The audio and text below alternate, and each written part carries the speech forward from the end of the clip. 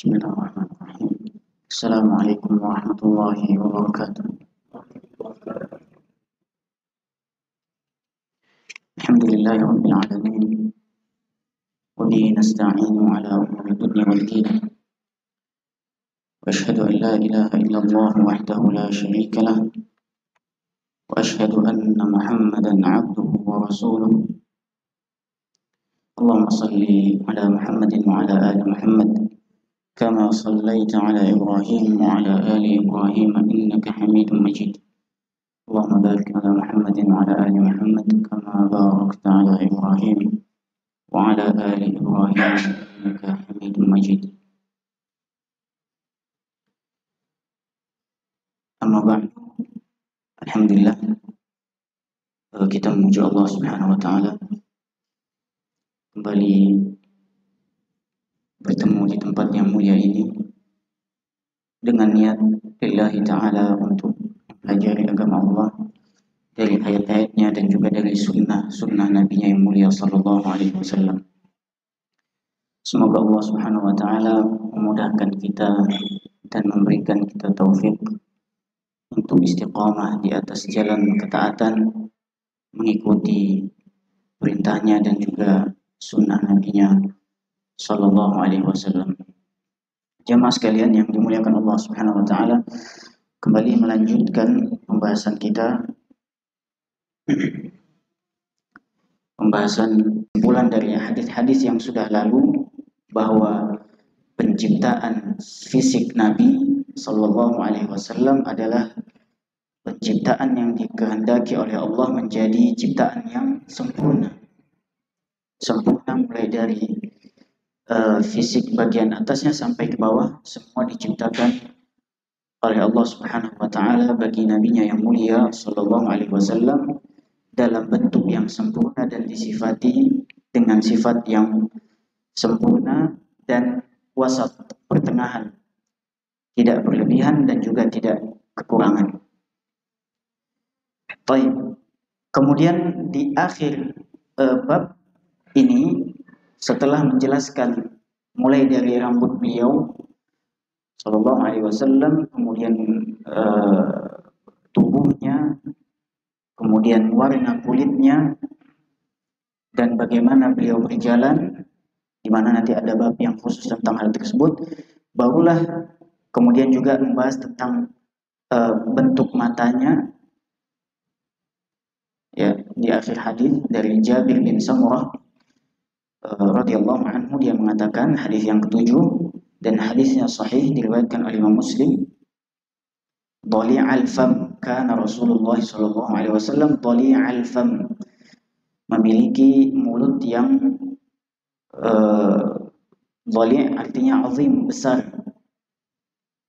Besar dalam artian kalau kita kembalikan ke sifat yang sebelumnya, yaitu pertengahan, tidak terlalu besar dan juga tidak terlalu kecil. Jadi bentuknya pertengahan. Ashkalal ain, artinya ashkalal ain, tawilu syaqqil ain.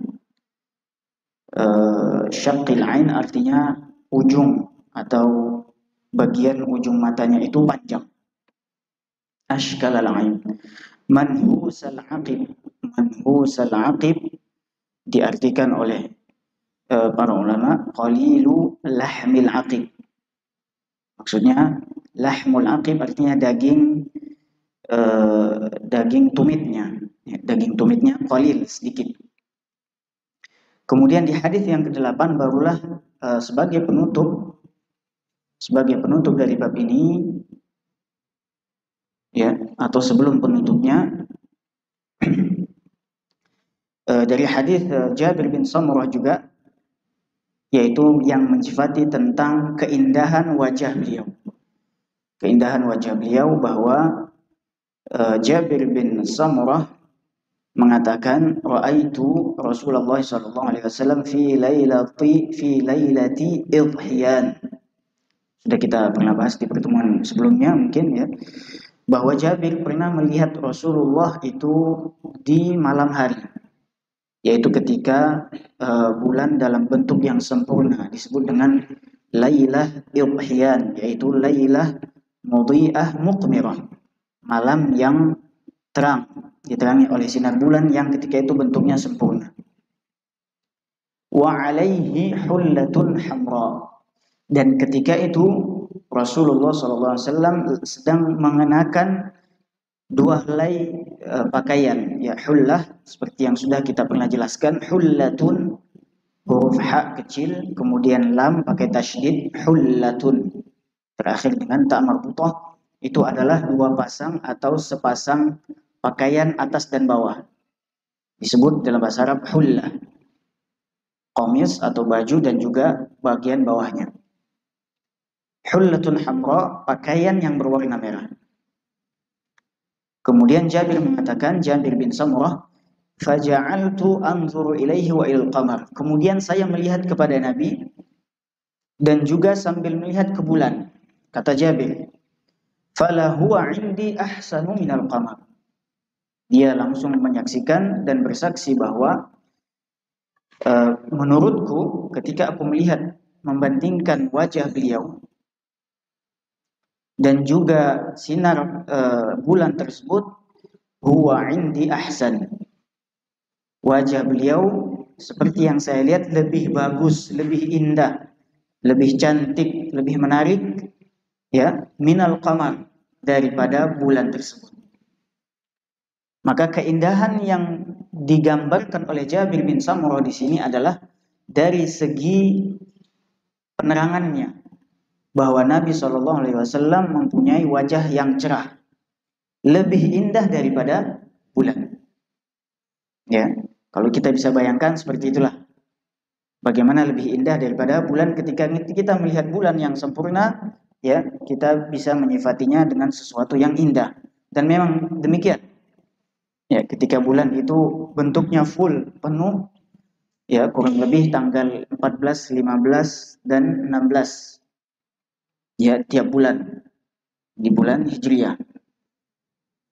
Maka bisa kita lihat seperti itulah gambaran Jabir bin Samurah menggambarkan bahkan lebih baik daripada bulan tersebut. Baik. Kemudian hadis yang serupa, yang semisal hadis yang ke-9, yaitu ketika yang diriwayatkan oleh Al-Bara' bin Azib radhiyallahu taala anhu. Al-Bara' bin Azib radhiyallahu taala anhu, beliau pernah ditanya, ya, yang menanya adalah seorang sahabatnya dari kalangan tabi'in, namanya Abu Ishaq As-Sabi'i. Beliau bertanya kepada Al-Bara' bin Azib radhiyallahu anhu, akana, ya, bunyi pertanyaannya, akana wajhu Rasulillah sallallahu alaihi wasallam mithla as-saif? Apakah wajahnya Rasulullah sallallahu alaihi wasallam itu semisal dengan saif? Saif itu artinya pedang.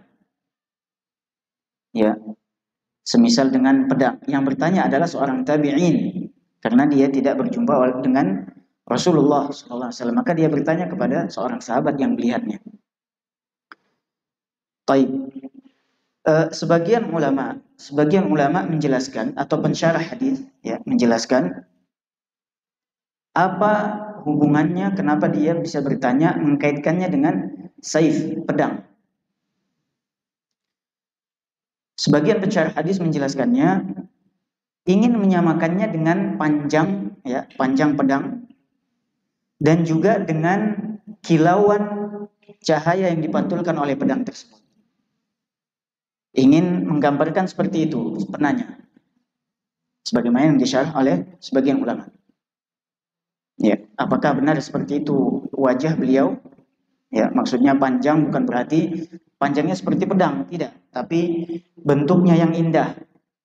Ya, tidak terlalu bulat atau juga tidak terlalu lonjong memanjang, ya, tapi memanjang yang indah, dan juga kilauan yang dipantulkan oleh pedang tersebut. Ini penjelasan sebagian pensyarah.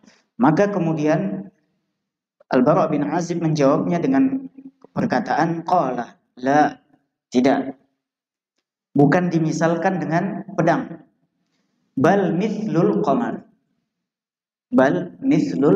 akan tetapi dimisalkan atau diserupakan dengan cahaya atau indahnya bulan. Ya. Dan penjelasan lebih detailnya lagi, lebih baik justru daripada cahaya bulan, sebagaimana di hadis yang sebelumnya. Baik, kemudian hadis yang ke-10. Hadis yang ke-10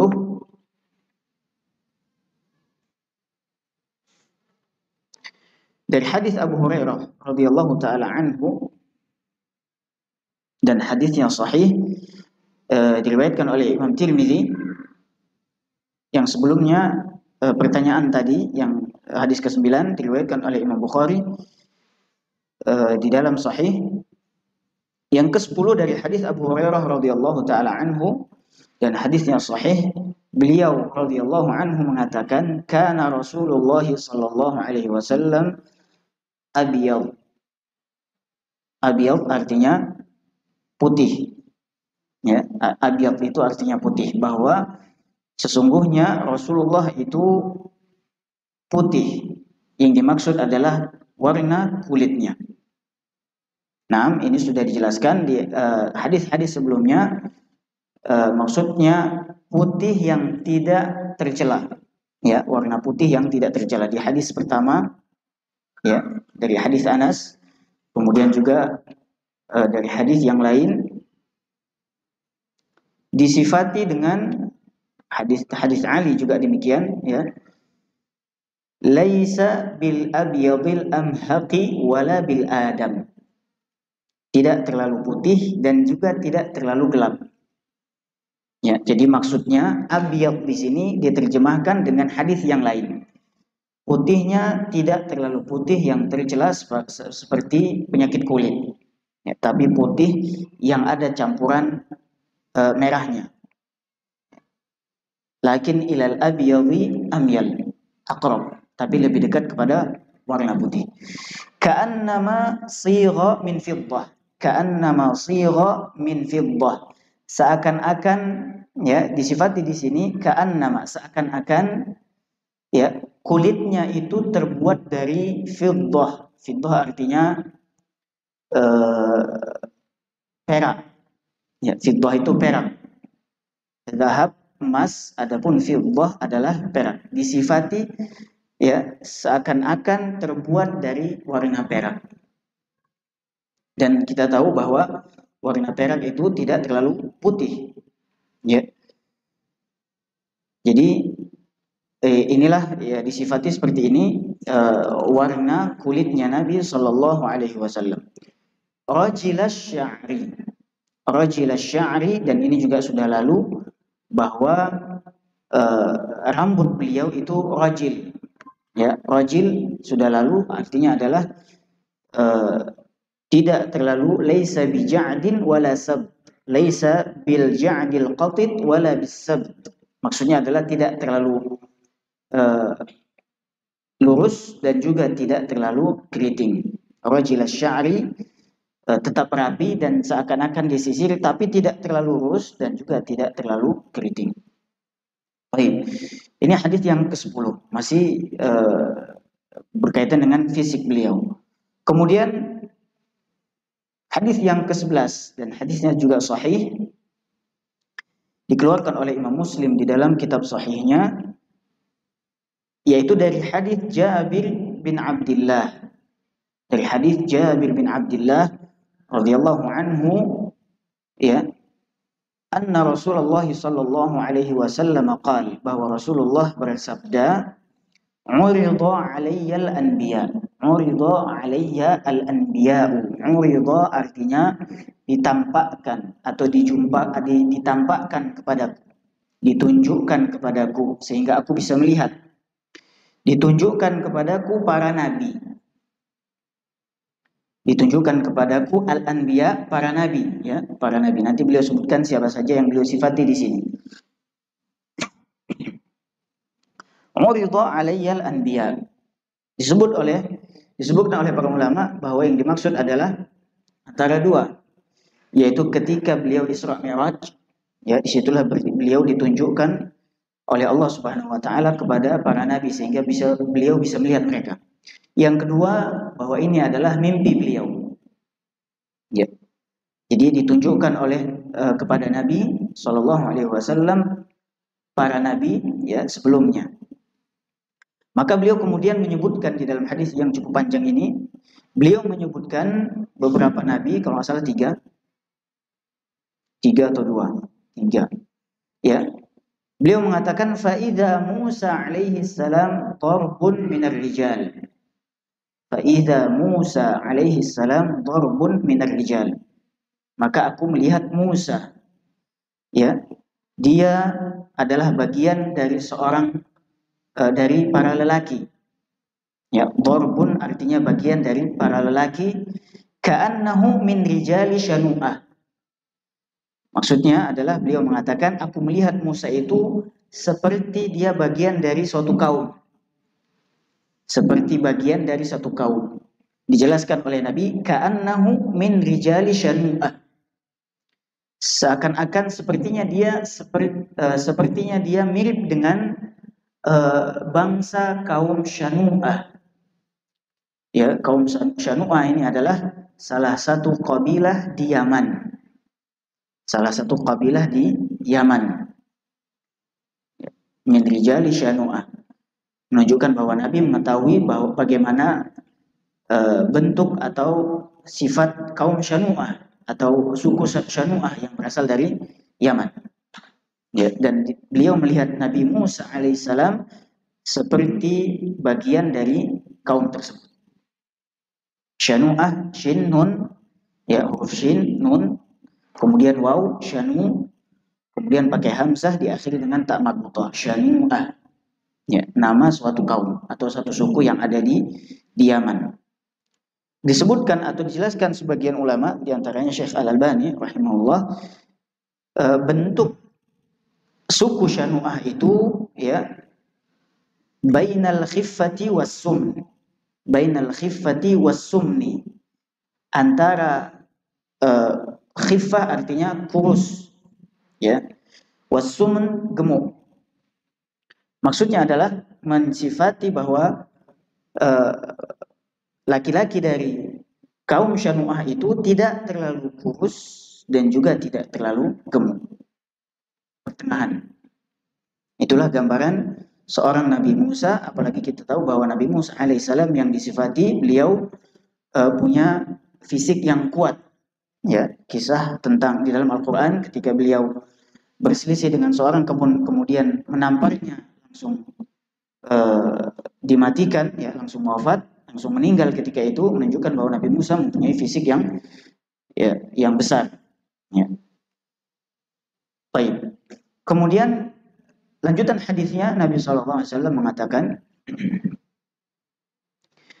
wa ra'aitu Isa bin Maryam alaihi salam. Ya, Nabi yang kedua yang dilihat oleh Nabi SAW, ya, aku juga kemudian melihat Isa alaihi salam, Isa bin Maryam alaihi salam. Fa idza aqrabu man ra'aitu bihi syabahan Urwah bin Mas'ud. Fa idza aqrabu man ra'aitu bihi syabahan Urwah ibnu Mas'ud. Dan ternyata ketika aku melihat Isa alaihissalam, kata Nabi SAW, aku melihat yang lebih mirip dengannya adalah Urwah ibnu Mas'ud. Beliau menyebutkan nama. Aku melihat seakan-akan Isa alaihissalam itu mirip dengan, ya, Urwah ibnu Mas'ud. Siapa dia Urwah ibnu Mas'ud? Seorang sahabat, ya, yang masuk Islam, ya, namanya Urwah bin Mas'ud Ats-Tsaqafi. Dia adalah, ya, utusan yang diutus oleh kaum Quraisy ketika perjanjian Hudaybiyah. Ya, ketika perjanjian Hudaybiyah. Jemaah sekalian yang dimuliakan Allah Subhanahu wa taala, perjanjian Hudaybiyah, ya, kalau kita baca sejarahnya, perjanjian yang terjadi pada tahun Fathu Makkah itu terjadi pada tahun ke-8. Sebelum Fathu Makkah terjadilah perjanjian Hudaybiyah, di mana niat awal kaum muslimin, ya, niat awal tahun ke-7 Hijriah, niat awal kaum muslimin bersama Nabi SAW adalah ingin melaksanakan umrah. Ya, singkat ceritanya, ingin melaksanakan umrah, tidak dengan niat yang lain, apalagi berperang, tidak ada niat, ingin berumrah saja. Akan tapi dihalangi oleh kaum Quraisy yang ketika itu masih menguasai kota Makkah. Ya, yang ketika itu masih menguasai kota Makkah. Akhirnya, ya singkat cerita, terjadilah apa kita katakan sedikit transaksi atau sedikit hubungan yang sampai menimbulkan fitnah, ya, sampai menimbulkan keributan, di mana salah satunya adalah ketika setelah begitu banyak sahabat yang dikirimkan, kemudian kembali tidak berhasil untuk minta izin masuk ke kota Makkah, akhirnya dikirimlah Utsman bin Affan radhiyallahu anhu, khalifah yang ketiga. Dikirimlah Utsman bin Affan radhiyallahu anhu dengan harapan bisa diizinkan karena beliau termasuk kaum Quraisy yang terpandang di kota Mekah khususnya.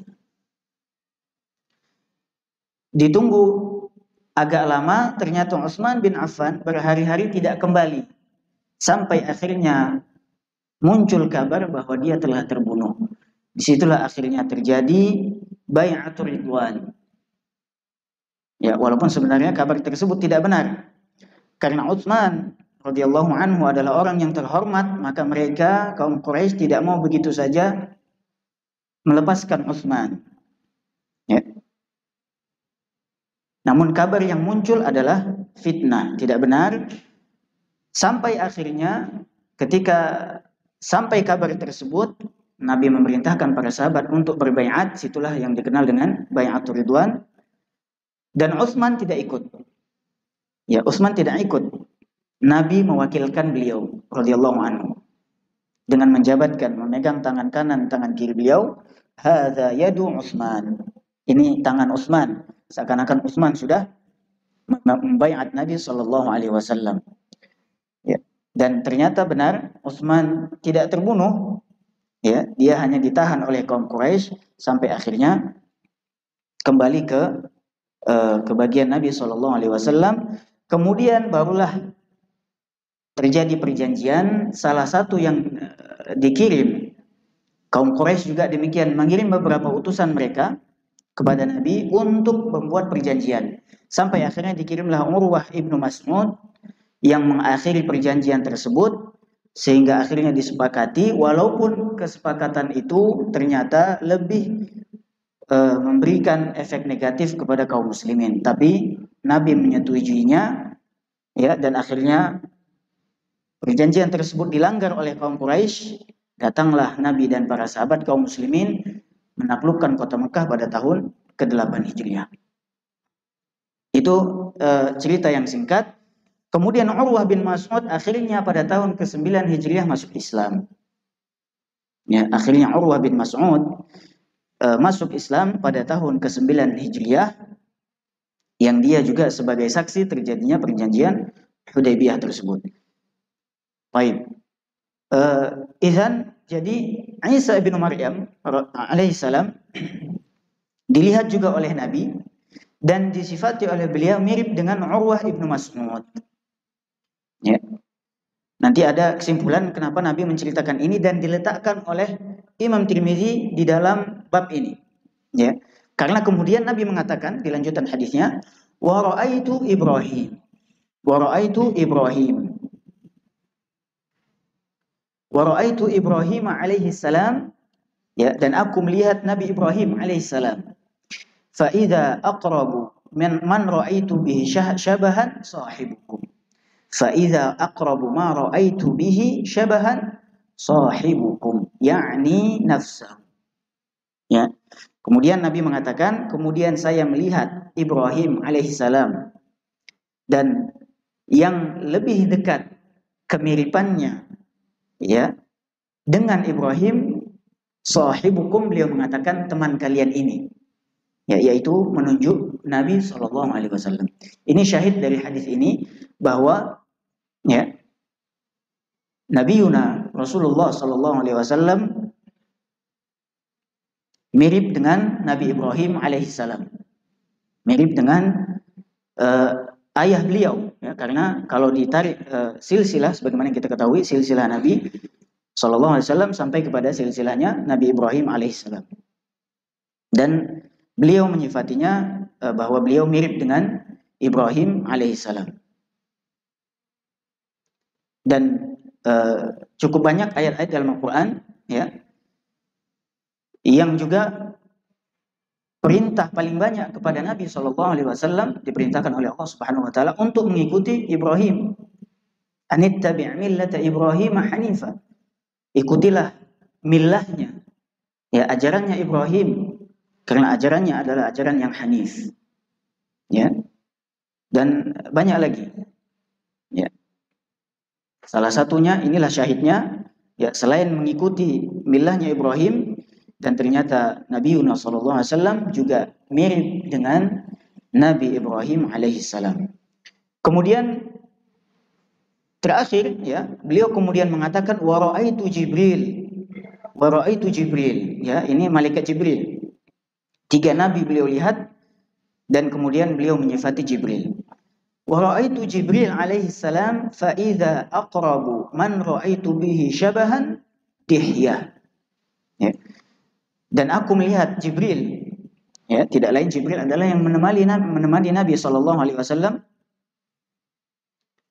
ketika Isra dan Mi'raj, dan beliau pasti langsung melihat bagaimana bentuknya Jibril alaihissalam ketika menjadi seorang manusia dan terlihat oleh Nabi. Maka aqrabu man ra'aitu bihi syabahan, orang yang paling dekat aku lihat mirip dengan Jibril adalah Dihyah. Ya, dan kita sudah mengetahui hal tersebut, bahwa Jibril itu ketika menjadi seorang manusia atau terlihat oleh Nabi, dia mirip dengan Dihyah al-Kalbi. Ya, dialah seorang sahabat radhiyallahu taala anhu yang menyaksikan peperangan bersama Nabi SAW. Maksudnya dia ikut, ya, peperangan setelah perang Badar. Ya, peperangan setelah perang Badar, dia menyaksikan semuanya. Dan dia juga berbaiat ketika bai'atul Ridwan, ya, di bawah pohon Ridwan. Dan juga Jibril, ya, maka ketika Jibril selalu datang kepada Nabi dalam bentuk seorang manusia, ya, Jibril menyerupai seorang Dihyah al-Kalbi. Dan Dihyah al-Kalbi kemudian setelah wafat Nabi SAW, beliau pindah ke negeri Syam, ya, sampai beliau wafat di masa khilafahnya Muawiyah ibn Abi Sufyan radhiyallahu taala anhu. Dan dia juga termasuk utusan, ya, Dihyah al-Kalbi termasuk utusan Nabi SAW yang diutus kepada Hirqal, ya, Raja Heraklius, ya, yang ditemui oleh Dihyah al-Kalbi karena diutus oleh Nabi SAW untuk mendakwahi, ya, raja tersebut. Nah, ini adalah berkaitan yang cukup singkat diriwayatkan oleh Abu Tufail. Abu Tufail radhiyallahu anhu yaqul, beliau mengatakan ra'aitu an-nabiyya sallallahu alaihi wasallam adzan. Sudah adzan. Baik. Sudah adzan, kita adzan dulu, insyaallah dilanjutkan. Bismillah. Kita lanjutkan. Yakni hadis yang ke-12 yang menceritakan atau yang diceritakan oleh salah seorang sahabat Abu Tufail radhiyallahu taala anhu. Beliau mengatakan yaqul ra'aitu an-nabiyya sallallahu alaihi wasallam wa ma baqiya ala wajhi al-ardi ahadun ra'ahu ghairi. Beliau mengatakan, ya, Abu Tufail, aku melihat Nabi sallallahu alaihi wasallam, wa ma baqiya, dan tidak tersisa, ala wajhil ardi, di atas muka bumi ini, ahadun, seorang pun yang melihatnya kecuali aku. Nah, perkataan ini menunjukkan bahwa dia mengatakannya kepada para tabi'in, di mana para sahabat ketika itu sudah tidak ada lagi kecuali dia. Makanya Abu Tufail yang namanya Amir bin Wazilah, ya, Abu Tufail Amir ibn Wazilah radhiyallahu taala anhu, disebutkan, ya, oleh para ulama ahli sejarah bahwa dia adalah sahabat yang paling terakhir wafat. Sahabat yang paling terakhir wafat namanya adalah Amir Abu Tufail ibn Wathilah. Beliau wafat pada tahun kalau tidak salah kurang lebih sekitar tahun 110 Hijriah. 110 kurang lebih sekitar segitu, antara 110 Hijriah. Dan itulah sesuai dengan kebenaran sabda Nabi Shallallahu Alaihi Wasallam, ya. Walaupun dalam hadisnya beliau mengatakan ba'da mi'ati sanah, ya, kalau nggak salah ba'da mi'ah, kata Nabi Shallallahu Alaihi Wasallam ba'da mi'ah, ya, ma baqiya ala wajhil ardi ahad. Setelah nanti tahun ke-100 tidak akan ada tersisa satupun di atas muka bumi. Ini maksudnya adalah orang-orang yang pernah menyaksikan Rasulullah SAW. Dan benar, sahabat yang terakhir kali ada di muka bumi wafat pada tahun 110 kurang lebih, ya, 110 Hijriah. Namanya Abu Tufail Amir bin Wathilah. Dari sinilah, dari perkataan inilah disimpulkan seperti itu, ya, bahwa yang terakhir melihat Nabi dan dia mengatakannya, ya, yang terakhir melihat Nabi Shallallahu Alaihi Wasallam dan dia mengatakannya kepada orang-orang setelahnya, ya, dialah yang terakhir, berarti setelah mereka tidak ada lagi, ya, berarti khitabnya atau perkataan Tufail ini, Abu Tufail, ditujukan kepada mereka yang sama sekali tidak pernah melihat Nabi Shallallahu Alaihi Wasallam. Kemudian ditanyakan kepada beliau, ya, ketika Abu Tufail mengatakan seperti itu, dia ditanya, sifhu li, kalau gitu berikan, coba tunjukkan sifat beliau kepadaku. Ya, ada yang bertanya demikian kepada Abu Tufail. Qala, maka dia menjawab, kana abyad, kana abyadha, ya, kana abyadha, beliau kulitnya putih. Kana abyad artinya kulitnya putih. Malihan muqassadan, malihan muqassadan, mim lam ya kemudian ha pakai fathatain, malihan, ya, artinya malih itu tidak terlalu kurus dan tidak juga terlalu gemuk, ya. Malih artinya tidak terlalu kurus dan tidak terlalu gemuk, yang penting dia pertengahan antara besar fisiknya dan juga tingginya. Malih itu, ya, sifat pertengahan antara bentuk porsinya, ya, besar atau tidaknya, sama tingginya, ya. Besarnya tidak terlalu gemuk dan kecilnya tidak terlalu kurus, ya.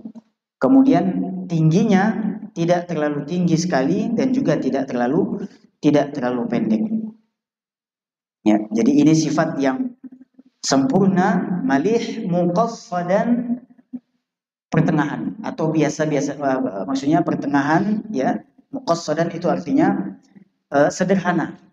Muqassadan sederhana dalam artian itu tadi pertengahan, ya. Tidak terlalu ke sana dan juga tidak terlalu ke sini. Intinya bentuk fisiknya adalah pertengahan dan warna kulitnya warna putih, ya. Jawaban yang sangat singkat tapi dijelaskan lebih detail di hadis-hadis yang sebelumnya, ya, yang lebih menyifati beliau dengan sifat yang detail, baik itu dari hadis Anas ataupun hadis Ali dan yang lainnya radhiyallahu taala anhu. Baik. Hadis yang berikutnya, sayang sekali hadisnya dhaif jiddan, ya, sangat lemah sekali, ya. Hadis yang diriwayatkan oleh At-Tabarani dan Al-Baihaqi, tapi sanadnya dhaifun jiddan. Biasanya ada perawi yang tertinggal di dalamnya sehingga disifati dengan atau dihukumi dengan dhaif jiddan. Inilah beberapa hadis yang kalau kita kumpulkan, ya, setidaknya kita bisa mengetahui bagaimana bentuk fisik Nabi Shallallahu Alaihi Wasallam. Dan perlu diketahui jamaah sekalian bahwa berkaitan dengan fisik kita juga memahami tidak semua pasti sama. Maka dari situ hukum mengikuti, ya, bisa dikatakan tidak masuk di dalamnya, kecuali yang memang bisa diikuti, bahkan itu disesuaikan sebenarnya dengan kebiasaan dan urf. Salah satu contoh misalnya adalah dari hadis, kalau nggak salah hadis Anas. Hadis Anas atau hadis Bara bin Azib, ya, yang menyifati bahwa beliau azimul jummati ila syahmati udhunai, ya, ujung rambutnya itu besar, berarti menunjukkan bahwa rambut beliau tebal dan panjangnya hampir melewati atau hampir sampai ke pundak dan melewati ujung telinga, ya, melewati ujung telinga. Ketika melihat pembahasan masalah ini ditanyakan oleh kalau salah Syekh Ibn Utsaimin, Muhammad bin Shalih Ibn Utsaimin, dan juga dikuatkan oleh ada penjelasan yang lain dari Syekh Abdul Razak Al-Badr hafizahullah, bahwa ini kembali kepada urf, kembali kepada kebiasaan yang disimpulkan kemudian bahwa memang itu kebiasaan orang Arab ketika itu. Sehingga bukan hanya Nabi Shallallahu Alaihi Wasallam yang demikian, sahabat-sahabat yang lain juga rambutnya seperti itu. Maka yang seperti ini bukan berarti ada kelaziman di dalamnya untuk mengikuti, ya, apalagi dengan mengatakan dan menunjukkan pembelaan ini sunnah Nabi, ya, dan ini perlu difahami. Sehingga dia sengaja memanjangkan rambutnya, ya, sampai akhirnya terjadi hal yang tidak dibenarkan malah, dan itu diisyaratkan oleh para ulama yang dua yang Anda sebutkan tadi, bisa-bisa malah menyerupai wanita. Satu poin lagi, bahwa salah satu kebiasaan orang Arab memang mereka menutup kepalanya sampai sekarang. Ya, kita lihat di Arab Saudi misalnya, itulah kebiasaan atau adat orang Arab, seakan-akan kalau kepalanya terlihat itu aib. Ya, makanya kita lihat sebagian masyayikh kalau pergi umrah atau haji, setelah mereka membotak atau menghalak, mereka langsung menutupnya, ya, karena kebiasaan mereka adalah untuk menunjukkan wibawa itu dengan menutup kepala. Kalau kita ambil poin ini dan itu kebiasaan orang Arab, maka wajar ketika rambut mereka panjang, mereka menutup. Berbeda dengan kebiasaan kita, sudah panjang tidak ditutup, akhirnya bisa menyerupai wanita. Ya, ini diisyaratkan oleh Syekh Muhammad bin Shalih Al-Utsaimin dan juga Syekh Abdul Razak Al-Badr, bisa-bisa malah masuk ke dalam sesuatu yang dilarang, yaitu tasyabbuh bin nisa.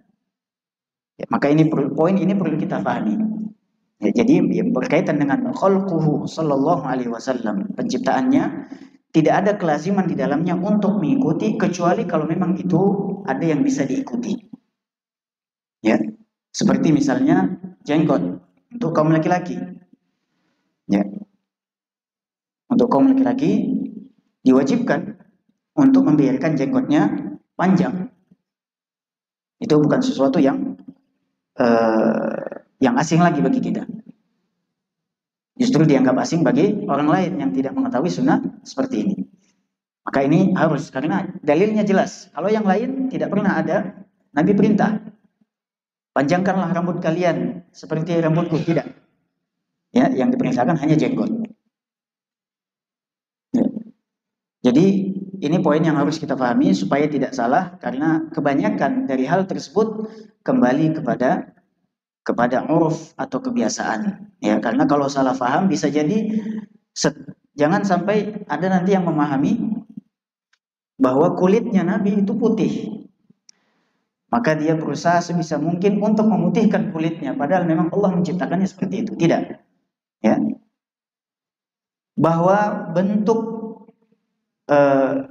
matanya Nabi, ya, pucuknya runcing, atau apa tadi kita katakan ashkalal ain, ya, maka sebisa mungkin dia usahakan seperti itu. Tidak, ya, tidak seperti itu. Kecuali misalnya gaya berjalan, walaupun tidak ada perintahnya, ya, tidak ada perintahnya untuk mengikuti gaya jalan beliau, tapi itu bisa saja kalau kita mengerti hadis yang menjelaskan tentang bagaimana beliau berjalan, ya, secara fisiknya, bentuknya, maka itu tidak masalah. Yang penting tapi ya, karena ini juga kembali ke kebiasaan masing-masing. Ada yang jalannya mungkin tidak bisa mengikuti gaya jalan Nabi SAW, tapi intinya kesimpulan yang diambil para ulama, jalan yang tidak menunjukkan seperti orang malas. Ya, gaya jalan Nabi, ya, kesimpulannya adalah jalan orang yang semangat, menunjukkan bahwa dia punya wibawa dan punya semangat, ya, punya keutamaan.